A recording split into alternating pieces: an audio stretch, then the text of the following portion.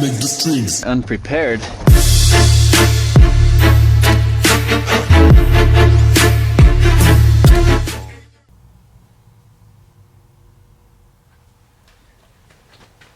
It's only like 7:20.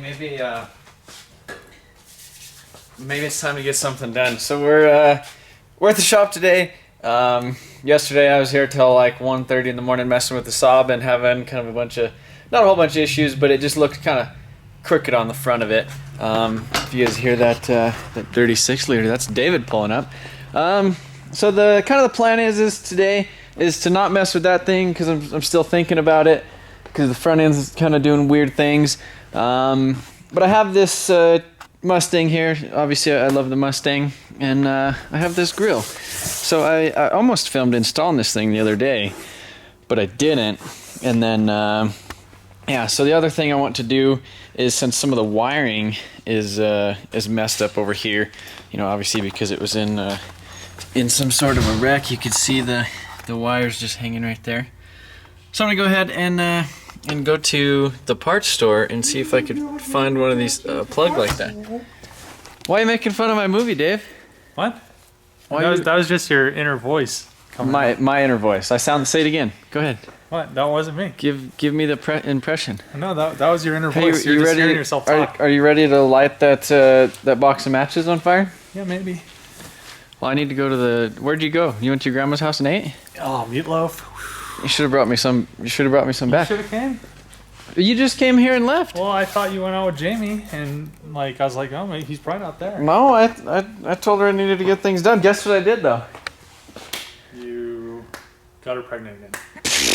No, I got on YouTube and I was looking at gimbals. I think I'm gonna get me a gimbal.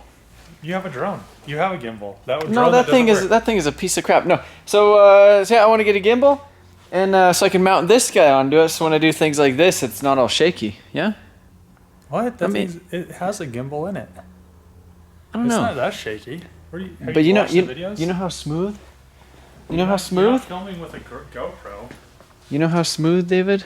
Maybe it'd be so smooth that I'd actually be able to paint. Maybe it would be so smooth that the paint would be smooth. It'd be so smooth you'd remember how to paint. I'm gonna quit dicking off and we're gonna go. Actually, I'm gonna pull this thing out. Oh, the fog light? No, well, it's the turn signal bulb. So I need to get. Let's see.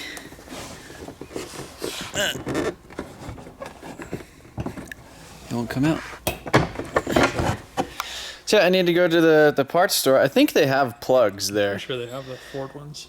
Yeah, I'm pretty sure they do. So if I could get one of these, then I could wire in the fog lights, or I could wire in the lights right there. The turn signals. Your mistake? Yeah, I already complained about that. Yeah, and so anyhow, I'm gonna go there and see if they have one of these so I could get the turn signals to work, because that is one of the first steps to getting the car for the rebuilt from salvage title, so I could get it inspected, so that way I could take it down there and everything will work. Get the rebuilt from salvage title, so that way I could bring it back here and yank the engine out of it. Hey. What? You have to paint this whole car and put those headlights in it. Yeah, no, the headlights in the Saab look really good. Oh, and I got another box from eSaabParts.com. But that'll probably be in another Saab video. But you guys are getting a Mustang video because now I like Mustang videos. All right, guys. So last night I went to O'Reilly's, the auto parts store, and they didn't have one of these little things right here. So I'm gonna go ahead and go to the Junkyard today. I got on AutoZone and they have one there, but it's like $30 for the damn connector to connect to this little thing. So I basically need 2 of those for both of the turn signals in the front, and then I need the little connector for the fog light to hook that up. And I might look, see if there's any sort of a car out there that has some sort of a projector or something, so I can maybe retrofit it in there. I was thinking about this Saab headlight right here, but it's kind of broken and messed up, and I'm not sure if I'd be able to get it to work. But yeah, I guess that's the option today. And yeah, before we head off to the Junkyard unprepared, I'm just gonna grab me a little tool bag, just in case, because you never want to go to the Junkyard without a tool bag and find something cool out there you want, but you can't do anything about it because you don't have a tool bag. So that's what I'm gonna grab. Little 1/4-inch sockets, always a must. A flathead, some wire cutters. We should be good. So the other thing we might be doing is take a look at Big Dirty. Man, he's pretty dirty today. So we're gonna do that. We're gonna give him a wash. Still having issues with that other truck not wanting to warm up as far. Not that it doesn't want to warm up. It just having the weird issue with the tuning to where it doesn't make any power until it's like 160 degrees. So away we go. But it's 27 degrees and I'm at the junkyard. I don't know if I want to bring this whole official tool bag in there. I might just bring a socket, 10mm socket, because that's probably what something will be, or maybe just the cutters, because that's all I really need today. And if there's something else I need, I'll just come back and get some more tools. But yeah, we're gonna go inside. So this is a junkyard I've been to a lot. They always have a bunch of random stuff out here, which is pretty cool. Most of it, I mean, it's decent prices. It's like a you pull and pay yard, but it's not actually you pull and pay. Yeah, so one of the things I've always kind of wanted to do, let's see if this one has the right engine in it. So I've talked about the Ford Barrett engine before, and how it's a 4-liter inline 6 non-turboed, or well, the Barrett engine, 4-liter inline 6 turbo. This is a GM engine, so it's a 4.2-liter inline 6 non-turbo, naturally aspirated, but you can tune it with HP tuners, and I don't know, I guess the 06 ECUs are pretty easy to tune. But I've always wanted to actually officially look at one and see like what the oil pan looks like. Looks like a front sump, so that'd probably work in like a 240, but it probably wouldn't work in a Mustang, because I think the Mustang needs to be rear. But I don't know. We'll look. So I guess pretty much anything with a Ford will have those little clips. Most Fords, like this thing, should probably have it. Yep. Look at that, right there. It's exactly what I need. Same thing on this side, probably. So I think we're good. I think that's what we're gonna get. Let's see if I can even get in there. This one's messed up. Maybe we'll find something that's easier, like a Taurus. Like a Taurus should be super easy. Damn, it's cold. All I got is my little thing on here. My this thing jacket today. There's a bunch of Ford things. Maybe this Focus will have one. I could just rob one off of that thing. Nope. Oh, shit. Yeah, it's kind of cold. It's really cold, actually. Everybody like breaks the clips on shit when they pull them out. Let's look at that. There's one right there. Old style Focus. Okay. Yeah, perfect. That's exactly what I need. So I don't think I'd actually need the put it back. Give me some. Nobody's gonna take the wiring harness out of this car anyhow. There we go. We got this one. We got that one. Now we got 2 clips. The other thing I need is like a fog light one, but who knows if that'll be the right thing. But I'm gonna walk around a little bit, and if I find anything cool, I'll show you guys. Mustang GT. I need pedals. Well, one of the things I was thinking about for some angle on my Mustang was to get like some older style Mustang knuckle, and then, but I don't think it'll bolt on. I don't know. So this car has fog lights. I wonder if it has a fog light plug that'll work. Probably doesn't, or it's probably broken off, or it's behind something that you can't get to.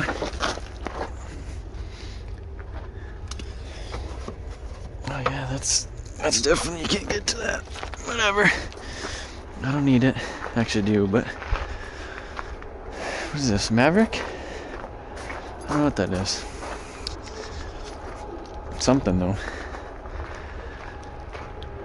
Could put an EcoBoost in Ranger like that. Man, that bed's not in bad shape. Continue. 2010 Prius, that's interesting. Ooh. What are you doing? Hey, look at this BMW, that's not bad. It's got headlights, a hood, fender. It's a 2-door, it's an automatic, so it might actually have a diff that'll work good in mine. 325 CI, interior's not bad. That's nice, right next to the 2010 Prius. I've never even looked in one of these things. Kind of interesting. Wonder what's wrong with it. Turned into a boosted boy right there.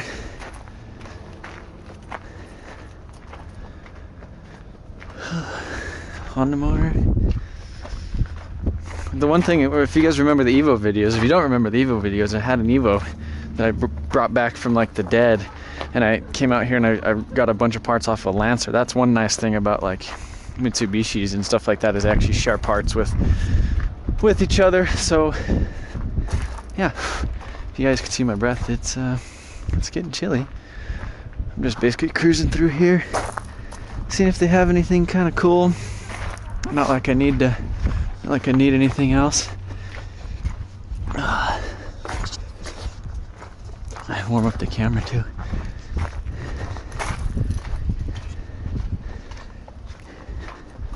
It's hidden. Look at the Scion. I needed a hatch off of one of these a long time ago.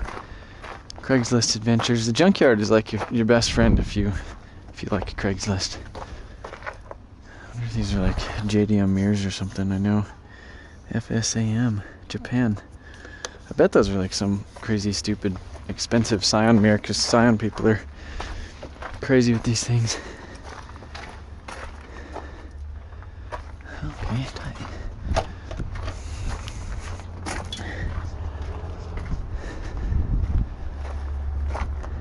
Huh.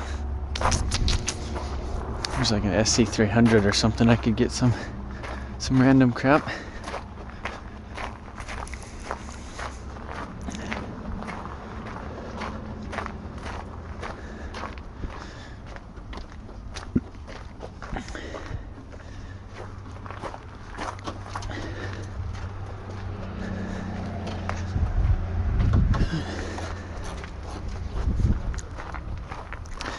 Well, that's probably enough junkyard for today. I don't really see anything out here that's what I need. I pretty much got what I needed with these guys right here, so I could at least have turn signal. Oh, look, a Saab. How you doing? I wonder if this is the HID one. Probably was, and they probably got robbed. Look at that turbo. Huh. Looks like it had like a aftermarket radio custom kit that somebody made. It's interesting. It's an 03, so it's the ones with the weird ECUs, but I don't need it. So yeah, there's the haul for the day. I just got these ones because they probably won't work, but I just got them because I wanted to see if they work. And really did want to wash my damn truck, but holy shit, man, my hands are freezing after that. So I might just go like rinse it, put like $1 in the auto machine or whatever, and just rinse it off, get a little bit of this grime. Man, he's ugly looking.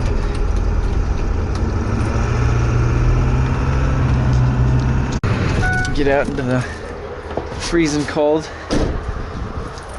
Oh, poor bird. Poor bird. Let's see.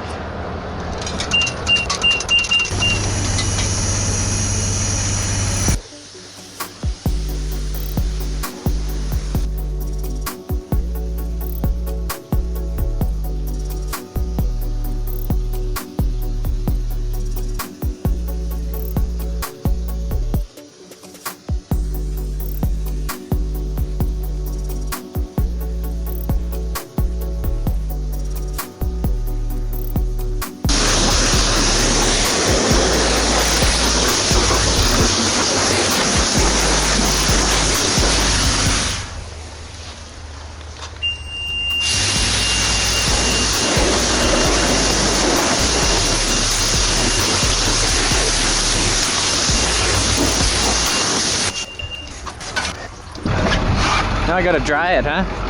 No, it's way too damn cold. Yeah, look at that. Shit, Big Dirty looks like brand new again. Why would I try and get rid of him, huh? And he works when it's cold. And he has a nice warm heater. And he's got a box full of coin. Alright, so we're back at the shop. I missed a spot. Look at that. I actually missed a lot of spots. I didn't expect it to come like super clean. I just wanted, and look at it, it froze from washing this thing. You guys wouldn't believe what I bought. What do you think is behind door number 1? Well, I'm probably a goof, but this was at the pawn shop and they've had it there for a couple months. And they had it listed at $30 and they've had it since September. And I think I seen it sitting in there, I think in September. And I was like, you know, this thing would actually be kind of, you know, because I ran out of shop chairs a couple months ago. And so, so what better than to get something to ride wheelies on at the shop. So yeah, this is my new thing. Oh, and if you want to look at my new shoes, check those guys out. I got some, I stopped at Red Wing and I bought some shoes. So yeah, got the wheelchair unloaded at the shop, guys. Super excited about this. Took delivery of my 2016 Mediline wheelchair here at the shop. So yeah, they like I said, they wanted $30. I offered them 20. They said yeah. It doesn't have the feet on it, which I'm assuming is why it was so cheap. They had this thing on it so nobody would sit on it, which is good because, you know, I don't want a bunch of people sitting on my wheelchair anyhow. So yeah, I mean, this thing kind of I have typically, I used to have like a lot of the random shop chairs like laying around in here, and then that just kind of turns into sitting around and not really getting anything done.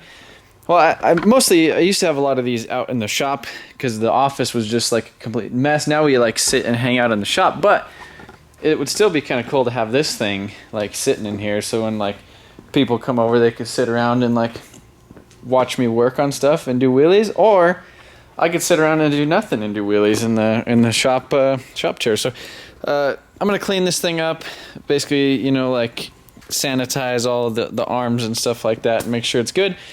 But yeah, so we'll start to mess with this here in a minute.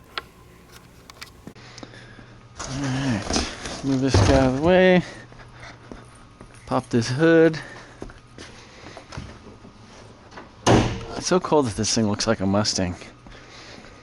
Alright, so alarm's off. Now I just need to pull off the bumper. That's it. Oh, it's an 8, geez.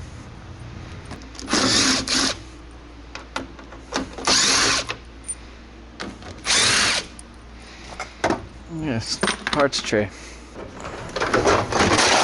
Oh, jeez. Wow, it all just fell apart. Just like that. This grill sucks. And this thing right here is zip tied, so I don't know if I should just leave it and just wire on top of it or go from there. So I'm probably just going to end up butt connecting these guys because I don't really feel like soldering them right now, and I kind of want to make sure that they work. So we're gonna play Mr. Cuts.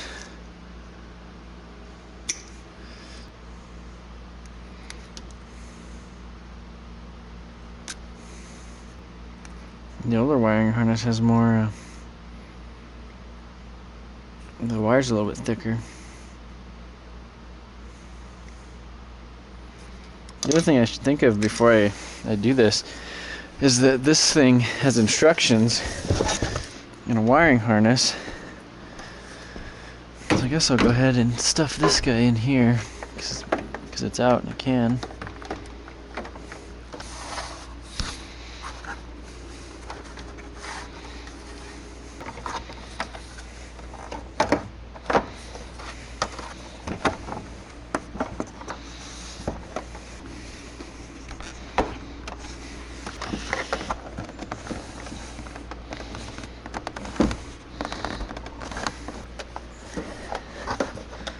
Nice. Oh, that looks way better. We got a race car now, boys. Wire 3 on driver. Turn signal is yellow-violet.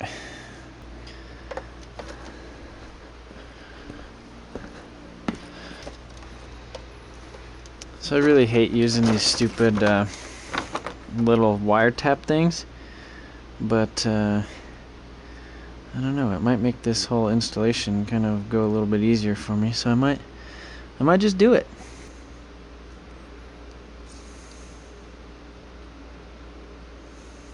Could have probably got some better pliers too. I guess we could see what happens.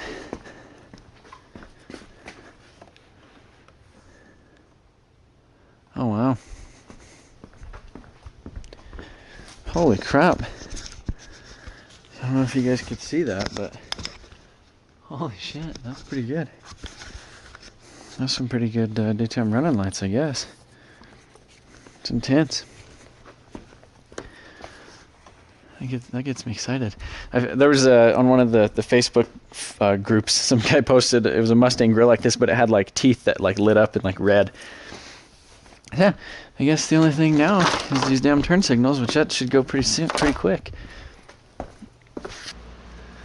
So we're making friends right here with Yellow Violet.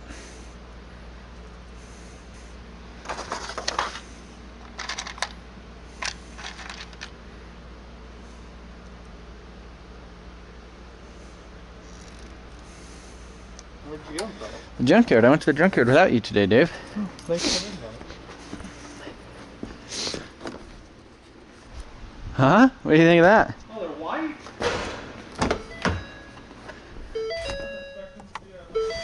Oh, the turn signal? Oh, that's scary. Don't do that. That's kind of tight. Look at that. It's kind of not. I don't think it looks bad. All right, so I got everything all hooked up. As you can see, I got fog lights, running lights, and daytime running lights, and then the light in the headlight over there. Too bad I don't actually have a driver's side one of these headlights, because then I could have like a whole front end thing or whatever. Like I said, I really almost thought, because if you guys are wondering, this is a headlight that I found at the junkyard, and it was like $5. So every one of these headlights that I found is like, you know, between $280 that they're like broken tabs, or like $350.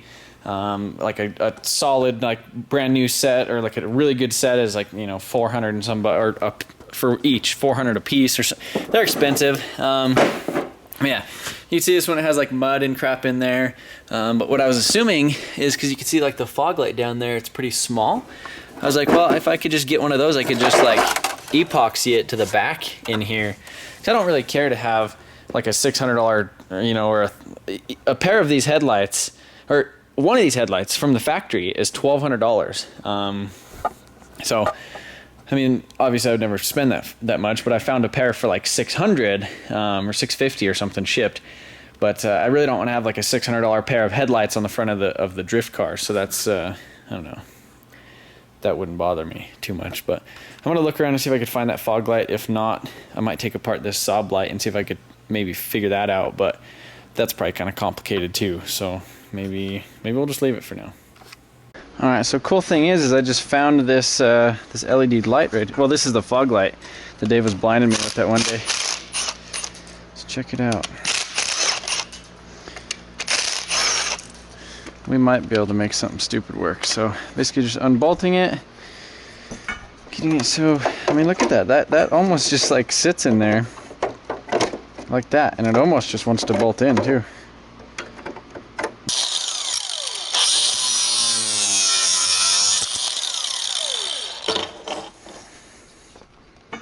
These are expensive too.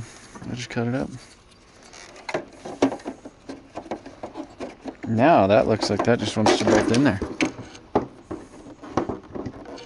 I mean, that really wants to just bolt in there.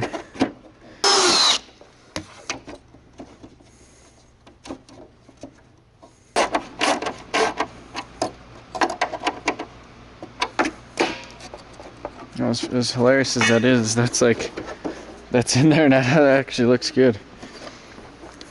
So now all we need to do is figure out how to get it power. But I wasn't able to like actually get this circuit board to figure out what I could do to get these lights to turn on. Yeah, I pretty much just need to figure out what has power in this harness, and then I guess tap into that or do something, and we'd be good to go.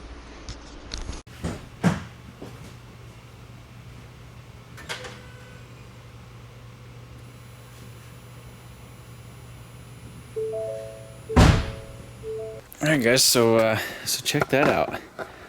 Let there be light. I can't believe how many lights are on the front of this thing, because when I literally got it, there was only the headlight that worked. But yeah, everything seems to work good. I went ahead and I ghetto rigged that one. You can see it's definitely pointing in the wrong direction.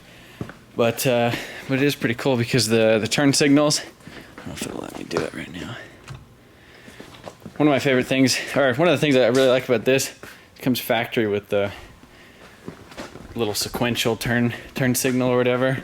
And you come up to the front, and then it turns off the daytime running light, and it does the center light. So I don't know, Dave doesn't like the whole center light thing, but I thought it looked pretty cool. I really wish the camera wouldn't focus on this so crazy like it does, so you could actually see it. Because I mean, in person, it's just really clear. It's not all like bright and stuff like that. But yeah, I don't know if I actually showed you guys on here the boost. I think I did. I showed you guys the boost gauge in the last video, but this thing hits 20 pounds of boost, which is nuts. I love the little gauges mode. Hey, look at that. Who doesn't want a factory boost kit? Oh no.